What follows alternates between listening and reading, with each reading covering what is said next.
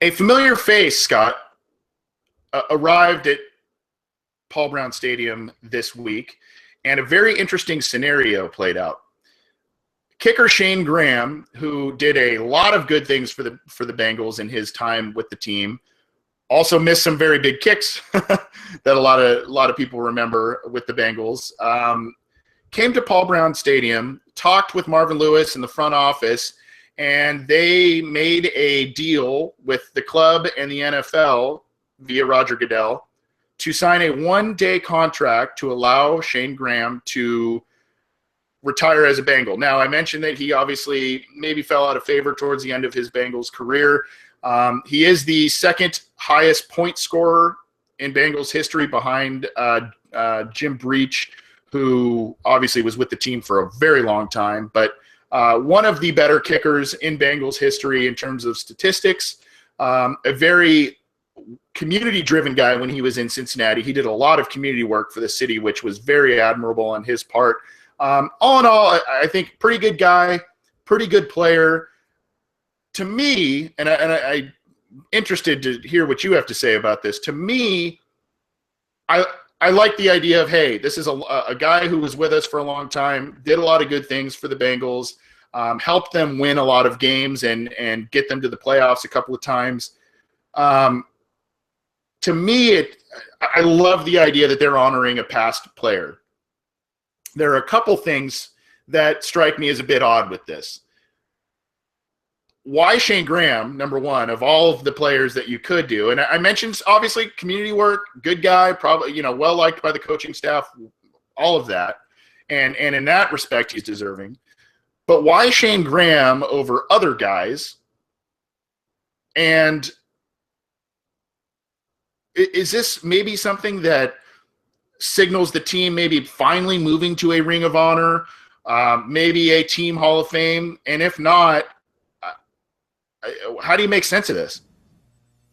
Yeah, and I agree that it's kind of an odd thing. But that being said, I do think after so many years of Doug Pelfrey and Neil Racker's missing kicks, Shayne Graham was definitely a welcome sight. That he kind of his arrival kind of timed in with Marvin Lewis's arrival, and more or less, and kind of with the end of that decade of the '90s where nothing seemed to go right. And all of a sudden, hey, we have a quarterback, Carson Palmer, who can actually complete passes. Hey, we have a kicker who can actually make kicks. So, it was kind of good in that regard. As you said at the very end, he obviously missed some very key kicks. He was kind of like a Jermaine Gresham, who his whole body of work was pretty solid, but just had some very bad times to make some very bad plays. But it is kind of interesting that despite the fact the team basically let him go and went after Mike Nugent, who they kept for last 7 years, that Graham still wanted to come back and retire as a Bengals. Not too often that you're cut or released or, basically fired, and you want to come back to the team that fired you and you retire as a member of that team. So I think it definitely says some things about the team, and it raises some good questions because you said we don't have a Ring of Honor, we don't have a Hall of Fame. I mean, we've had guys like Anthony Munoz and Boomer Esiason and so forth. We've had good players and Ken Anderson, but yet for whatever reason, there's no honoring of them. And to your point, I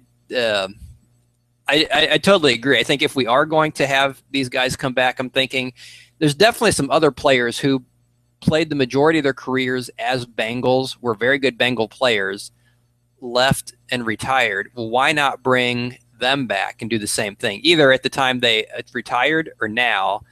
I'm sure some guys you can think of. There's some guys I can think of too. So I don't know if you just want me to mention some I have, or if you have some, go for it. Yeah, there were a few who I was thinking of during this, Mike. If we brought guys back, and I'm thinking guys who had great runs as Bengals. This is more of a modern list, but who left and then ended up retiring after a short stint. I think the most obvious one would be Chad Johnson or Ocho Cinco. I guess he returned to Johnson.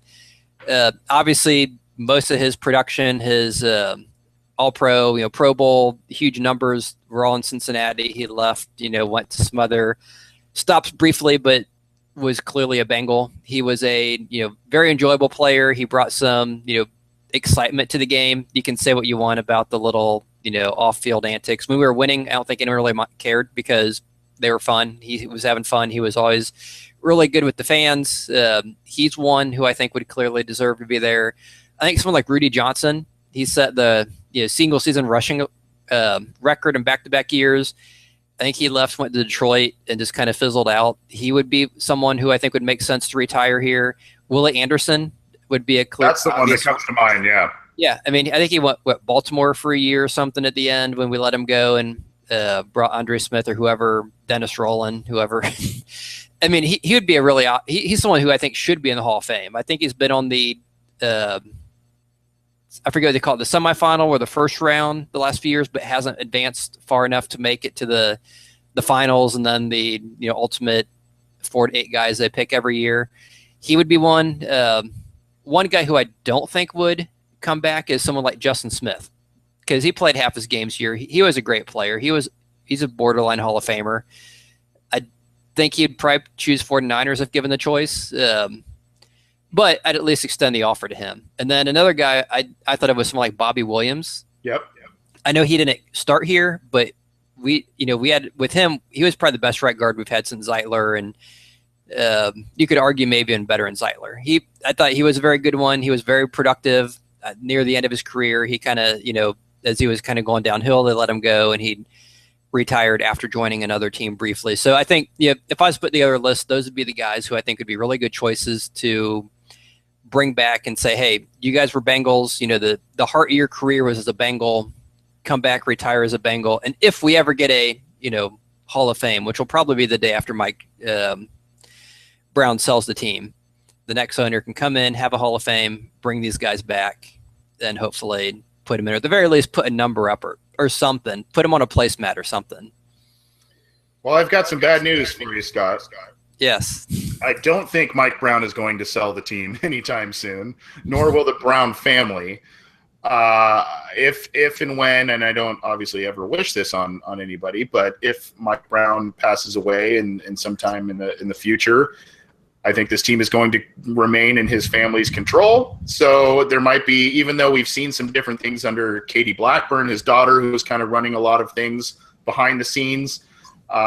She's kind of put a little modern twist on some of the things in the way that the Bengals operate, but they're still behind the times in a lot of different ways. Scouting department, the list goes on and on. Scouting department, practice, indoor practice facility, all of these things, and obviously the Ring of Honor or a team Hall of Fame. And I look at, even though the Bengals don't have the decorated franchise history of a Green Bay Packers or some of these other teams, I think it's a draw for a lot of fans to come, and these are, a lot of these stadiums have wings in their stadium designated to honoring the honoring of these players, and it's something that fans can go and check out, learn the history of the team. And Mike Brown just has not been keen on doing any of this, and it's kind of a sad thing. Now, with the Graham thing, as I mentioned, there are a lot of positives with it. I think it's a really cool gesture to do to a former player, and it also,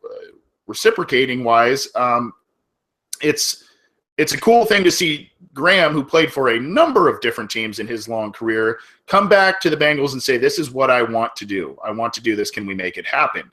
Obviously, his experience with the Bengals is a positive one, and the cynical fans, those who cover the team, the outside national media, obviously have some criticisms of the team and how they operate, how they treat current and former players. And obviously, Graham is one of a lot that haven't really come out in the same way, but that have had a positive experience. And mostly, most of those players, I would say, were under Marvin Lewis's tenure, which is another feather in his cap as well. But to me, it just is kind of odd. Like I said, it's a kicker, and not kickers are players too, the whole thing. But I don't know. You mentioned a litany of names there that are so deserving of the same kind of treatment, a retirement of their number, the Ring of Honor, all that stuff. And they do this thing, and it's a cool gesture. It's the right thing to do, but it's almost like, okay, well, what about all these other guys? And I'm not saying Shayne Graham isn't deserving of this cool honor, but there are a lot of other guys who deserve the same type of thing, and the team hasn't embraced them the same way. So I get again, I ask, is this maybe a changing of the guard in terms of how they view past players, or is this just kind of, oh yeah, that's a cool thing to do, let's do it? I think it's more the second. It's kind of cool, and it's not like if he's Justin Tucker or Steven Gostkowski or one of these guys who is probably going to be in the Hall of Fame, in the NFL Hall of Fame. Yeah, it makes it seems to make a lot of sense. But like you said, it's just he was a solid guy, kind of like a Robert Gathers or D'Amato Peck. I mean, it just seems like, or a Jonathan Fanene. So yeah, he's a nice player, had a decent career, but right. Yeah, of all the people, it doesn't seem like the one you would pick. And it's not like they can't have a Hall of Fame. I mean, the Reds next door, they have a whole entire museum outside the stadium dedicated to the Reds. So at the very least, the Bengals could have, something inside the stadium, a picture, I don't know. Something. Yeah. I mean, the Reds even have things like outside the stadium. And I hate to be this guy that, downplays or brings up the negatives on such a cool thing like this for Graham, but it almost points to the Marvin Lewis,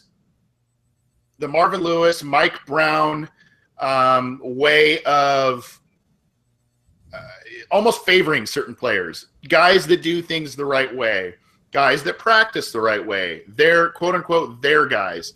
So I don't know exactly if that plays into it. Maybe it's just me nitpicking a little bit, but I don't know. All in all, cool gesture. Good for Shayne Graham. Hopefully it's a step towards some other things that the team is doing, and it goes into the right way. And hopefully, it's maybe a trend that's building with the team. So Shayne Graham retires as a Bengal. Good for him, and he signed a one-day contract to do so. So good for Shayne. Hopefully he'll kind of stick around the team and do some other cool things, appearances and all of that stuff as well.